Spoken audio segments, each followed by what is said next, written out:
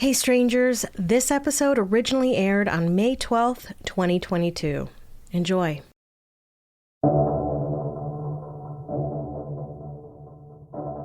Can a place be cursed? We've heard about haunted houses and cemeteries, sure, but what about whole towns? How many tragedies can befall a community before people start to wonder if they're cursed? Is violence contagious? Welcome to Strange and Unexplained with me, Daisy Egan. I'm a writer and an actor who, I'm not gonna lie, looked up real estate prices in the town I'm gonna cover in the next 2 episodes because, sure, the town experienced a string of nightmarish deaths that led residents to wonder if it was hexed, but surely that would drive home prices down? Turns out, though, with everything that happened in the town of Dryden, New York for one horrific decade between 1989 and 1999, even this hardened cynic is like, I may be desperate to buy a house, but not desperate enough to live in the village of the damned. No offense to anyone who lives there, you're clearly made of hardier stuff than I. And a quick warning before we dig in, what lies ahead are mentions of some pretty gruesome sexual and physical violence. Take care if these are triggering topics for you.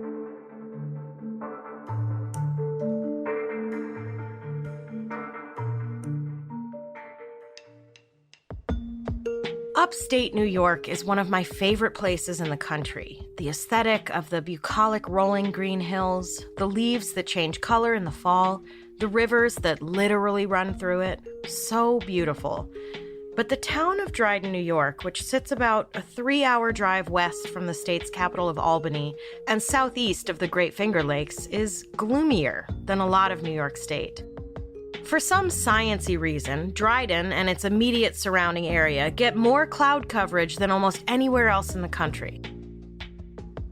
In a 2001 piece for Spin, author E. Jean Carroll said some people said that Dryden was so gloomy it was like, quote, living in an old lady's underwear drawer. And I don't know about you, but that sounds like heaven to me. A warm, dark place with a bed of soft, clean cotton fabric? Sign me up. Especially if the old lady in question keeps one of those little lavender sachets in there. Something tells me, though, that's not quite what they meant. It's worth noting here that E. Jean Carroll, whose 2001 spin piece, The Cheerleaders, was named by the New York Times, quote, feminism's answer to Hunter S. Thompson, which is a terrifying statement given her insistence on strong sexual objectification of the girls in this story. That said, The Cheerleaders is one of the most extensive sources about Dryden, New York, and the macabre events that took place there between 1989 and 1999. So I relied on it heavily for this episode. Please know I did so while heaving enormous sighs and rolling my eyes so hard my head began to hurt. Lucky for you, you can listen to this episode instead of reading the piece. Unless you go for statements like, quote, Sarah Hodgney is an adorable little version of a Botticelli Venus. Or, quote, Jen is tall and shapely, a strong, pretty, lovable girl with a crazy grin and a powerful mind. Or, quote, the short-skirted purple uniform looks charming on the well-built girl with the large, sad blue eyes. In which case, have at it. Just know that the girls she's describing are literal children. It's important to me that you know that. Anyway. Living in Dryden may have felt like living in Grandma's skivvy drawer, but other than that, it was the very picture of small-town America. And by small, I mean tiny. As of 2016, the population was less than 15,000. E. Jean Carroll put it this way. If you live in Dryden, the kids from Ithaca, that cradle of metropolitan sophistication 15 miles away, will say you live in a cow town. There's a cow pasture right next to the school, says one young Ithacan. But Dryden High School, with its emerald lawns, running tracks, athletic fields, skating pond, pine trees, and 732 eager students, is actually a first-rate place to grow up. The glorious pile of salmon-colored bricks stands on a hill looking out on the town, the mountains, the ponds, and the honey and russet-colored fields stretching as far as the eye can see. In the summer, the purple lions of Dryden High ride out to the fields and the ponds and build bonfires that singe the boys' bare legs and blow cinders into the girls' hair. Basically, it's a real-life Thomas Kinkade painting. Dryden became an official American town in the late 1700s and was pretty sleepy for most of its existence. The only notable person to have come out of Dryden was professional wrestler and trainer Cue Ball Carmichael. Ever heard of him? Me neither. Other than that distinction, Dryden was as sleepy a town as sleepy towns get. The perfect place for the all-American family to settle down. A family like the Harrises in Ellis Hollow, a small section of the already small town. Parents Tony and Dodie and their 2 kids, 15-year-old Shelby, a member of the tennis team at nearby Ithaca High, and 11-year-old Mark, a member of the student government and the Boy Scouts. Neighbors describe the Harris family as the perfect family, smart and social-minded, and sweet, sweet people. Dodie's brother told the Orlando Sentinel in 1990 that his sister's family, quote, embraced life and embraced each other. So one can imagine the tight-knit community's shock when, on the morning of December 24th, Christmas Eve, 1989, the state police were called to the Harris home after neighbors reported an alarm going off on their property. State Trooper John J. Benno responded to the call and found each family member shot to death and then burned. Unfortunately, it goes without saying that the 15-year-old Shelby Harris had been sexually assaulted before she was shot in the head. Because the world is a terrible place. The killer remained at large for a couple weeks. One resident said she saw a man riding a bicycle in a snowstorm, and when she passed him, she got a look at his face. She didn't recognize him, but she was able to give police a description. Though, to be honest, knowing what we know now, it's hard to believe any eyewitness can give a reliable description of anything they saw while passing them on the road in a snowstorm. But at that point, it was the only thing police had to go on. Until January, when an anonymous tipster informed police that a man named Michael King, who sometimes went by the alias Anthony Turner, had been using the Harris' credit cards. When police tracked Michael down on February 7th in an apartment in town that he shared with his girlfriend and their 1-year-old son, he had a shotgun aimed at his own chin. He lowered the shotgun at police, fired a single shot, and the police opened fire, killing him.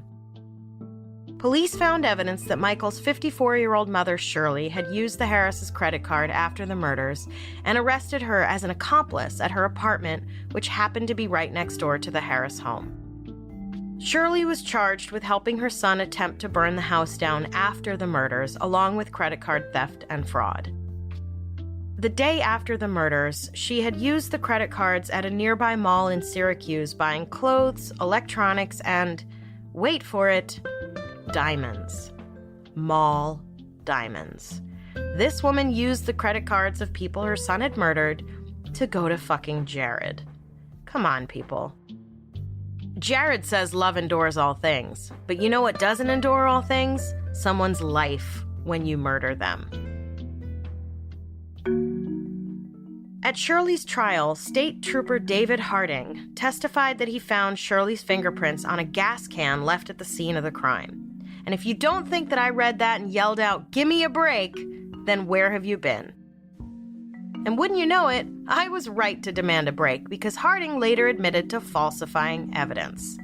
I'm sorry, but a fingerprint on a gas can left at the scene? What is this, an episode of Matlock? Come on. Why it was so important to police that Shirley King be found guilty, who knows? I might venture a guess that since the only actual suspect had been killed in a shootout with police, they still needed someone to put in jail so they could point to that and be like, "We did it! Good job, us!" Shirley served 2 years before her case got overturned on appeal. Harding, on the other hand, got 4.5 years for falsifying evidence and lying under oath. Oops. In all fairness, aside from using the credit cards to buy crap, it does seem like Shirley actually didn't have anything to do with the murders and was, in fact, another victim of whatever mental illness her son was struggling with. Shirley admitted to being scared of her son. She said that he would use his own son, her grandson, as a weapon against her, threatening to forbid contact with him if she didn't do whatever he asked. Shirley was a small woman who one person said looked pretty malnourished. It's not hard to believe she was being controlled and manipulated by Michael. By this point, the people of Dryden were reeling. Nothing like this had ever happened in their town before. It was the kind of town where everyone kept their front doors unlocked. But a chill had descended over the already gloomy, gray town, and people were scared.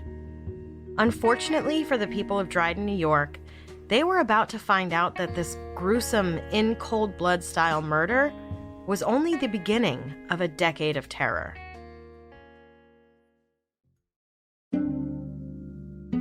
Less than 6 weeks after the Harris family murders, before Michael King had been identified and killed by police, on February 2nd, 1990, Dryden resident Christine Lane reported her 2-year-old daughter Eliza missing.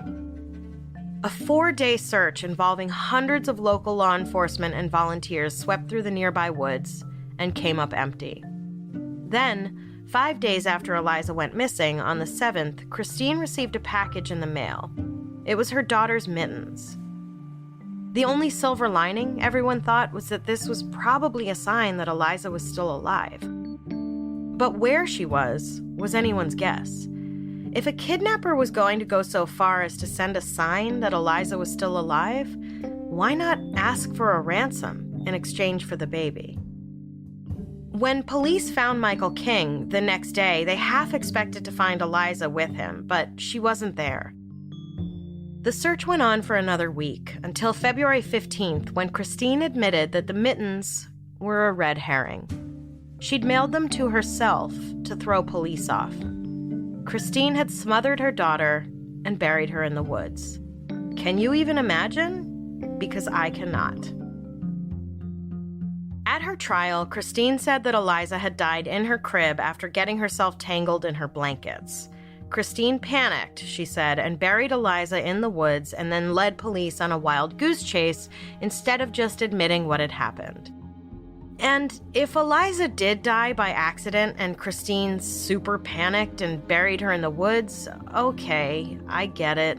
I mean, I don't, but then, according to her then-boyfriend, at her daughter's funeral, kneeling by her casket, she said, "Why couldn't she have just laid down and gone to sleep, the little shit?" Which, I don't know, doesn't exactly sound like the words of an innocent, grieving mother. And I think any parent will agree, there were times when our children were babies, when they wouldn't go to sleep, and we felt like we were at our wits' ends, and we maybe, in our darkest moments, had some pretty disturbing thoughts. But acting on those thoughts? That's a different story. Christine was found guilty of second-degree manslaughter, second-degree obstruction of governmental administration, third-degree reporting of an incident, and fourth-degree just really horrible choice-making. Not really. I made that last one up. Just 4 days after Christine admitted to, at the very least, burying her already dead toddler in the woods, yet another member of the community was found murdered. On February 19th, 31-year-old Ellen Newhart was found dead in the woods. 3 days later, a man named Ernest Van was caught hitchhiking and was arrested for Newhart's murder. Van maintained his innocence and at first tried to argue that the only reason he'd been fingered for the murder at all was that he had tattoos similar to Newhart's ex-husband's tattoos. But it turns out there was actual DNA evidence linking Van to the murder, or, at the very least, linking his truck to the murder. Newhart's blood on the inside of Van's truck, and on a shirt of his found inside the truck. The prosecution argued that Van flew into a rage when Newhart wouldn't have sex with him after leaving a party together. To be fair, this theory couldn't have been more than a wild guess. In addition to trying to implicate Newhart's ex-husband, Van also claimed that he had loaned his truck to a man named Don Harding, who left the party with Newhart. Considering Van was caught while hitchhiking, I have to admit this alibi doesn't sound that far-fetched. Why would he be hitchhiking if he had a truck? Unless he had loaned the truck to someone else. Newhart's blood in the truck doesn't put Van in the truck. It just puts Ellen Newhart in the truck. According to court documents, though, witnesses said Newhart left the party with Van, and that he was wearing the shirt that was later found covered in Newhart's blood in his truck, which is, I have to admit, pretty damning.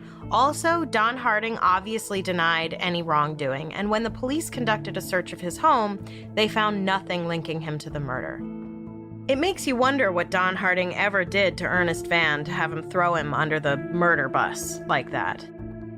Anyway, the evidence against Van must have been bad, because the only defense his court-appointed attorney could come up with was that Van was so drunk and high on LSD that he just didn't remember killing Newhart. Not that he didn't do it, necessarily, just that he didn't remember doing it.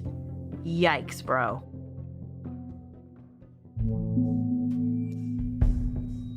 The people of Dryden were delivered yet another blow less than a week after Newhart was found brutally murdered in the woods. 2 children in nearby Ithaca, 10-year-old Samantha Bax and 10-month-old Blake Estes, died in a house fire. It goes without saying that the whole town was traumatized. It was like they were caught in a landslide of one horrific tragedy after another. A local therapist told the New York Times that the whole community was on edge, not sleeping well, and having nightmares when they did sleep. According to a New York Times article published in 1996, quote, "People are in an uproar. A sense of security they had from believing they lived in a safe community where violence was not present is gone," end quote. The article went on to quote a local woman who owned a yarn store who said, quote, "I listen for cars slowing down. Noises that were once familiar, like wood clunking down in the stove, are now not familiar," end quote. Suffice to say, the locals were freaked out. Who could blame them? They all wondered who would be next. Some opted not to wait around and find out, and instead moved away. After 9 shocking deaths in 3 months, things quieted down for a minute, and the people of Dryden thought the worst was behind them. That is, until August of 1994, when 24-year-old Scott Hume was murdered in his girlfriend Colleen Muma's apartment by her ex, Paul R. Jackson. According to Muma's friend, there were no warning signs. Muma had broken up with Jackson the week before and started seeing Hume. Jackson walked into her apartment through an unlocked door and plunged a kitchen knife into the new boyfriend Hume's heart. This is when the people of Dryden, New York began to wonder if their town was in fact cursed. At the very least, toxic masculinity seemed to be spreading like a cancer in the small town, because the next month, another family was struck by a so-called scorned lover. The patriarchy hurts everyone, friends.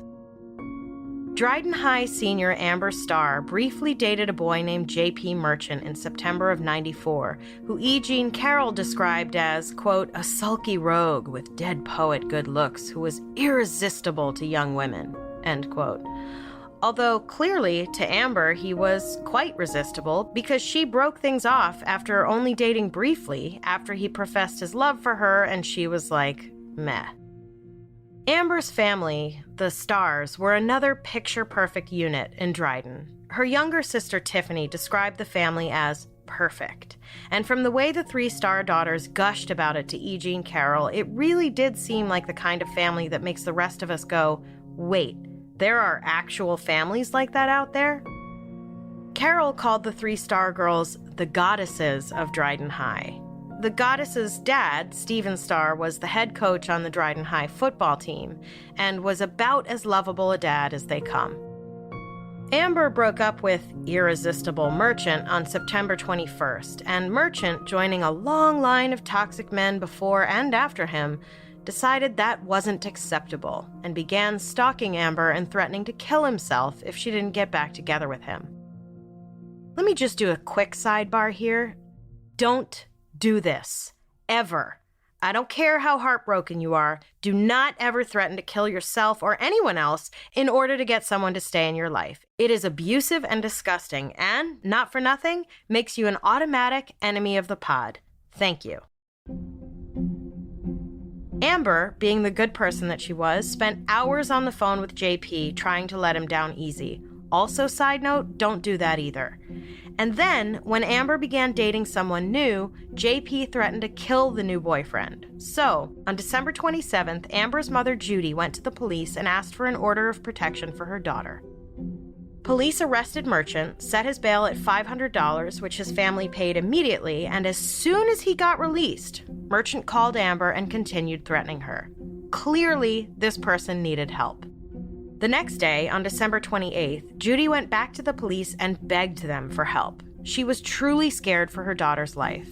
The sheriff promised to post a cruiser outside Merchant's house 24/7 to monitor his comings and goings.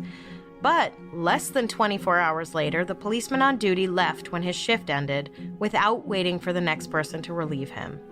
And no one did. And so, of course, Merchant left his house with a 20-gauge shotgun early on December 30th and went to the Stars' home looking for Amber. According to E. Jean Carroll, Merchant shot the locks off the back door, but it seems no one heard it, or if they did, no one seemed tremendously concerned, because Merchant made it all the way upstairs where he found Amber's younger sister Tiffany standing in her bedroom doorway. Tiffany later told Carroll, "I think for sure this is it, but something as simple as shutting my door keeps me alive. He is not after me. He wants Amber. He just isn't going to let anyone get in his way. And I don't try. I shut my door and let him go." And look, Lord knows I have no idea how I would have reacted if I were her. Knowing me, I would have fainted straight away, but I will never understand how Tiffany just quietly shut her door and waited.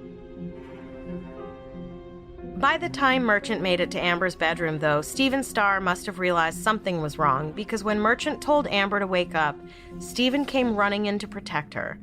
Merchant turned and fired 2 shots into Stephen Starr, killing him. By some miracle, Judy was able to get herself and her 3 daughters out of the house. They ran toward a neighbor's house, and by the time Merchant realized it, they were gone. Merchant then drove to the cemetery and stopped at the grave of old girlfriend Sherry Fitz, who had killed herself 3 years before while they were dating. And it's probably worth noting that Sherry's friends always suspected JP was behind Sherry's death, even before he killed Stephen Starr. At her gravesite, Merchant shot himself in the head. The community was understandably shaken. If such a horrific tragedy could befall a perfect family, who was safe? Unfortunately for them, Stephen Starr's murder marked a new string of unspeakable deaths for the people in and around Dryden, New York. If the people of Dryden, New York thought the next couple of peaceful months meant the worst was behind them, they were snapped back into reality in August of 1995 when 19-year-old Billy Pace was riding in the back seat of a car that his buddy lost control of and spun out into a stand of trees. And then, almost exactly 1 year later, Billy's younger brother Scott, a star tight end on the Dryden High football team, who remember had just lost their head coach less than 2 years earlier, died when a truck hit the car he was riding in with his girlfriend. I can't even begin to imagine what Billy and Scott's parents were going through. It goes without saying that losing a child is probably the worst pain a person can suffer. But 2 in 1 year? The community was, once again, thrown into a panic. Just 1 month after Scott's death, 29-year-old Robert Bergman, a husband and father of 2 little girls, was shot and killed by a chagrined coworker at the car dealership where they worked. Flash forward a couple weeks later, October 4th, to a football game. It's been a rough stretch for the people of Dryden. But here the town was gathered in all of its quaint glory for a Friday night under the field lights. It was a night similar to what came before all of this mess, minus the star tight end everyone was mourning. Tiffany Starr, whose dad Stephen had been killed a couple years earlier while trying to save her sister from a murderous ex, was now captain of the cheerleading squad. She arrived at the game to find 2 of her squad members missing. Jennifer Bolduc and Sarah Hodgney were described by friends as kind, funny, and responsible, and described by E. Jean Carroll in colorful, objectifying terms that made me want to throw my laptop across the room. Tiffany's sister Amber, who was also on the squad, later told Carol that at first she thought the girls were just taking advantage of Sarah's parents being out of town and playing hooky. But then I'm like, wait a minute. Being a cheerleader at Dryden is the closest thing to being a movie star as you can get. It's like being a world-class gymnast, movie star, and model all in one. It's fabulous. Fabulous. Because we rule. I'm like, hold on. Jen and Sarah would never miss a game.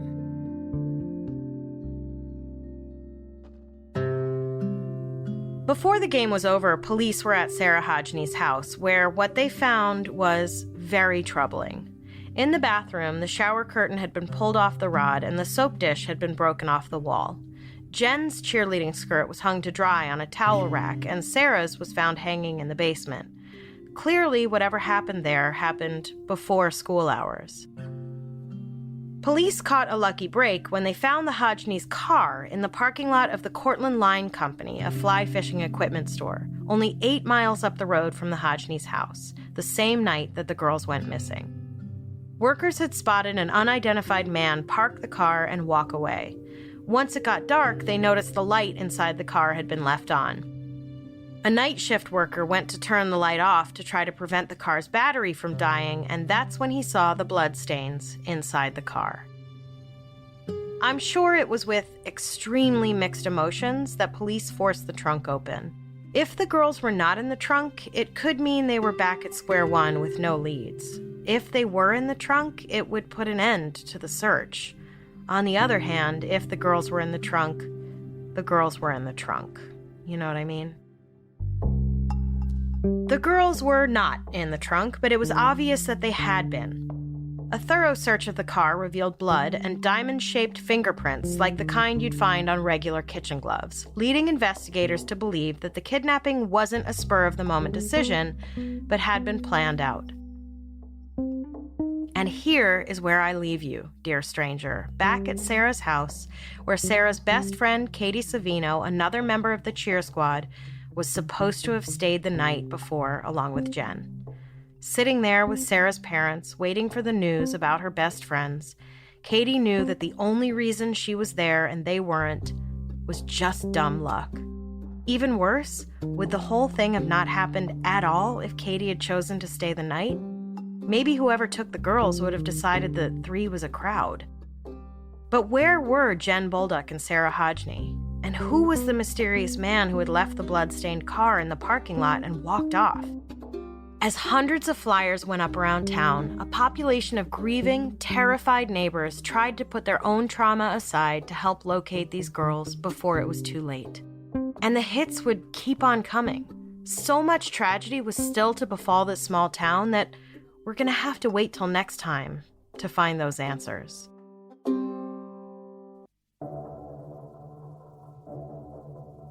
Next time on Strange and Unexplained, Part 2 of Decade of Terror.